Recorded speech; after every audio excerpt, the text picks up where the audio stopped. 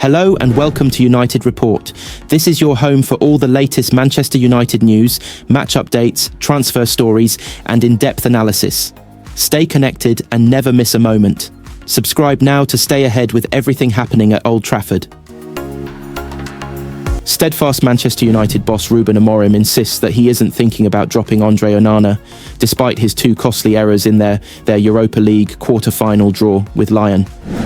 The Red Devils slipped to a 2-2 draw in France after Onana made the second of two errors to gift Lyon a 95th minute equaliser. The goalkeeper, who'd been involved in a spat with Lyon's Nemanja Matic in the build-up to the match, misjudged a free kick in the first half as the ball bounced into his net. After goals from Leny Yoro and Joshua Zirkzee turned the game on its head, Onana was at fault once again in stoppage time when he palmed a close-range shot out to Lyon forward Ryan Cherki, who punished his mistake. Post-match, Amorim was asked if he needed to think about dropping Onana for United's upcoming game away to Newcastle on Sunday and second leg at home to Lyon next Thursday. No, we continue to do the same thing. Training, seeing the games, trying to choose the best 11 to win every match, the United manager told TNT Sports. It is important to focus on the next game for the league and then think about the second leg against Lyon. When one player has a mistake, all the team has a mistake, so we continue like that. That goes against what many United fans on social media think, with one posting on X drop Onana for the second leg. Simple as that. A second supporter went a step further, saying drop Onana and sell him. Period. Complete liability. Yoro, who scored his first goal for the Red Devils to make it 1-1 just before the break, was visibly deflated after Onana's late error. I think this is the worst moment to concede a goal like that, Yoro explained. We were winning 2-1. I think away this was a good score, but we go with a draw and we try to win the game at home. We defended really well, but they are a good team, have a good striker, so we need to be ready for everything. But unfortunately, we concede the goal. Amorim felt that there was positives from United's display, but wasn't pleased with the result. We are really disappointed, he added. We should have taken a one-goal advantage to the next game, but we have the next game at home. We will try to win that game. Premier League referees will join together this weekend to support a major respect campaign. The match officials will wear special RAF Spect shirts during the warm-up ahead of every top-flight game and also the Virtu Trophy final at Wembley. Messages on the t-shirts will have a poem which reads, "Don't be a bully, be a friend, don't be a racist, that won't mend, don't be abusive or aggressive. To show respect is more impressive, the don't X." The Line campaign, which has support from the PFA, FA and PGMOL, is designed to promote respect towards officials at grassroots and youth level, while also providing a timely reminder to Premier League and EFL players. Premier League referee Michael Oliver even faced death threats earlier in the season, and officials at grassroots level face regular abuse and intimidation. Malcolm Lee, founder of RefSpect, said, "Premier League referees and the PGMOL are so supportive, and there's a real solidarity among the officials. It will be so noticeable at Premier League grounds this weekend with officials wearing the shirts. Clubs are very supportive, and we're trying to encourage Match of the Day to give it a mention in the brilliant way they acknowledge other important campaigns like Kick It Out. Premier League players are role models, and if youngsters see them crowding a ref, which has crept back in this season, then what example does that set to young players? This campaign highlights those issues.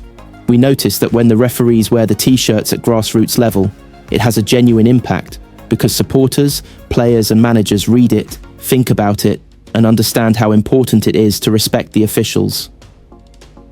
We see a lot of referees drop out of the game, and actually now, bodies like the county FAs and the FA are doing positive work to take strong action against clubs at grassroots level, like points deductions and teams being expelled.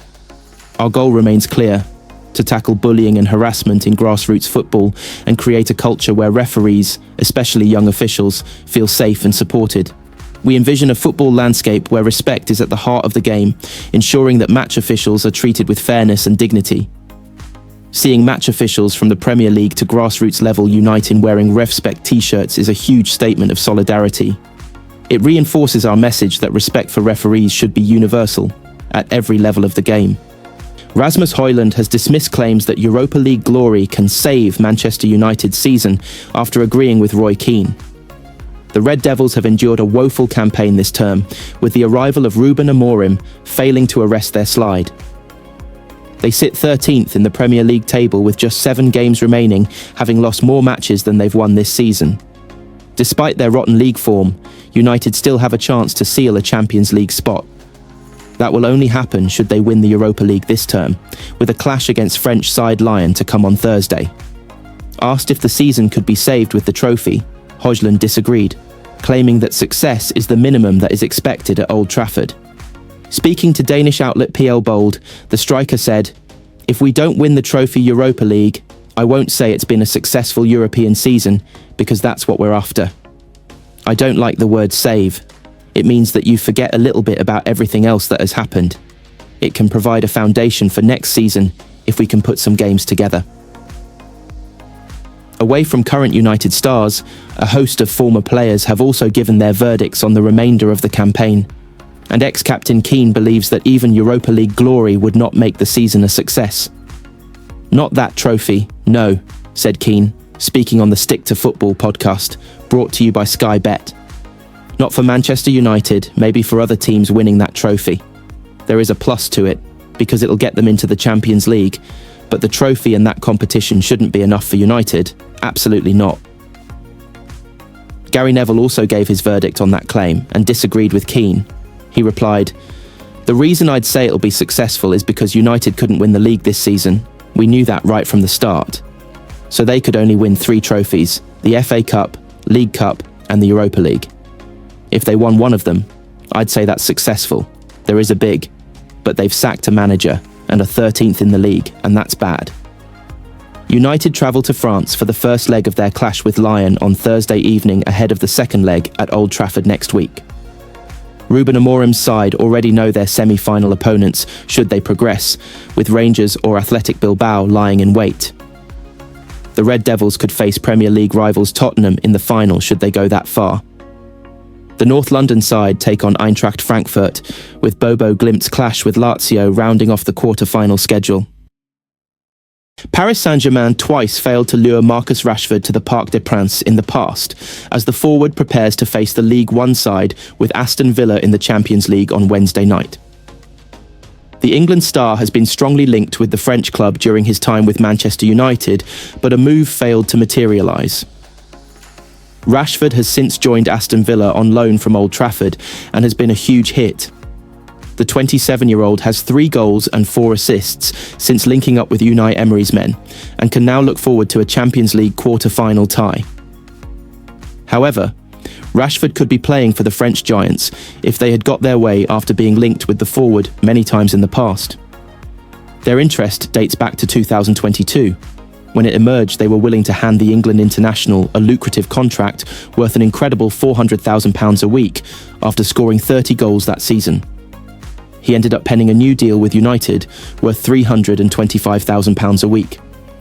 Then in March 2024, as revealed by Mirror Football, PSG were said to be confident they could take advantage of Rashford's uncertainty at Old Trafford after struggling in the 2023-24 season and were plotting a £75 million opening bid. Luis Enrique's men were seeking to replace the outgoing Kylian Mbappe and needed a reliable forward who could guarantee them goals, and the man himself even endorsed a move for Rashford. Mbappe hailed Rashford's quality after he netted a coolly taken against PSG for Manchester United in 2019. He also scored twice against them the following year. When you take a penalty in that situation, how much practice you have put on the training ground doesn't matter, Mbappe said after the first encounter in 2019. "It's about confidence," added the Frenchman. "He's a player who plays with so much confidence. He's one of the most dangerous forward players in England. Paul Pogba has spoken about how special he is, and he doesn't talk about players in such a way often." A move for Rashford didn't come to fruition, primarily because United were holding out for a figure of around £100 million. PSG didn't end up signing any forward player to replace Mbappe in the end last summer, as they stuck with Ousmane Dembele, Bradley Barcola, Goncalo Ramos, Lee Kang-in and youngster Desire Doué. But the club did add another dangerous forward to their squad in January after the arrival of Napoli's Ivica Kvaratskhelia for a fee of around £70 million, around the same price they were initially willing to spend on Rashford.